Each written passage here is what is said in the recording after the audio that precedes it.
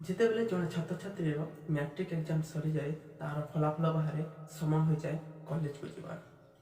ଯଦି ଘରଠୁ କଲେଜ ପାଖରେ ଅଛି ତାହେଲେ ତ ଭଲ କଥା, କିନ୍ତୁ ଯଦି ଦୂରରେ ଅଛି ତାହେଲେ ତାକୁ ନେଇ ଛାଡ଼ି ଦିଆଯାଏ ହଷ୍ଟେଲରେ।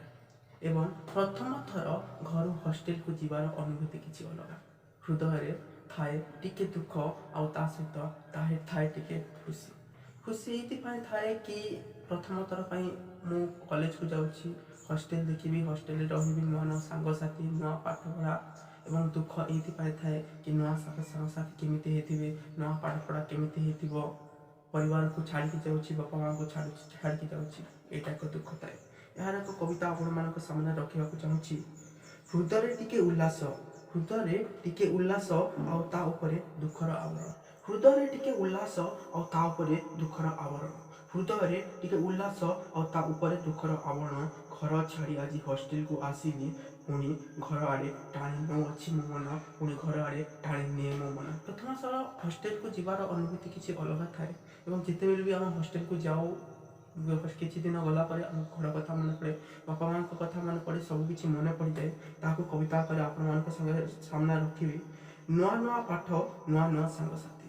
ହଷ୍ଟେଲକୁ ଗଲେ ନୂଆ ନୂଆ ପାଠ ପଢ଼ିବାକୁ ପଡ଼େ, କାହିଁକି ନା ଆମେ କଲେଜକୁ ଯାଉଛୁ, ତ ଦଶମ ଶ୍ରେଣୀ ଛାଡ଼ିକି କଲେଜକୁ ଗଲେ ନୂଆ ନୂଆ ପାଠ ପଢ଼ିବାକୁ ପଡ଼ିବ। ନୂଆ ନୂଆ ପାଠ ପଢ଼ା, ନୂଆ ନୂଆ ସାଙ୍ଗସାଥି। ନୂଆ ନୂଆ ପାଠ ପଢ଼ା, ନୂଆ ନୂଆ ସାଙ୍ଗସାଥି। ଟିକେ ଟିକେ ଡର ଆଉ ଟିକେ ଟିକେ ମୌଜ ମସ୍ତି।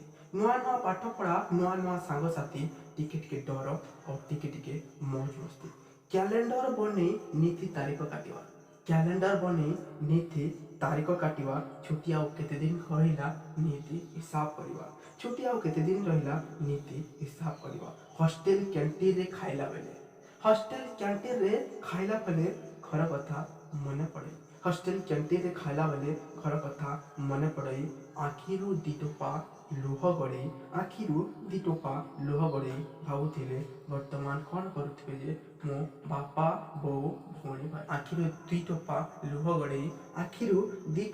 ଲୁହ ଗଡ଼େଇ ଭାବୁଥିଲେ ବର୍ତ୍ତମାନ କ'ଣ କରୁଥିବେ ଯେ ମୋ ବାପା, ବୋଉ, ଭଉଣୀ, ଭାଇ।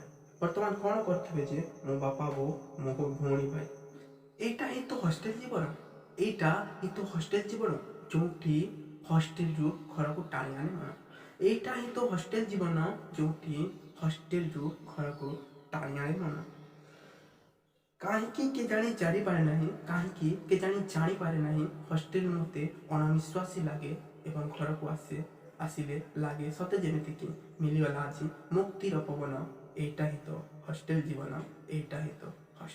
ତ ଦର୍ଶକ ବନ୍ଧୁ, ଏଇଟା ଥିଲା ମୋ କବିତା। ଆପଣମାନଙ୍କୁ କେମିତି ଲାଗିଲା ନିଶ୍ଚୟ ଜଣାଇବେ। ପୁଣି ଥରେ ଦେଖା ହେବା ଏକ ନୂଆ ଭିଡ଼ିଓରେ। ସେ ଯାଏ ମୋତେ ବିଦାୟ ଦିଅନ୍ତୁ। ଧନ୍ୟବାଦ।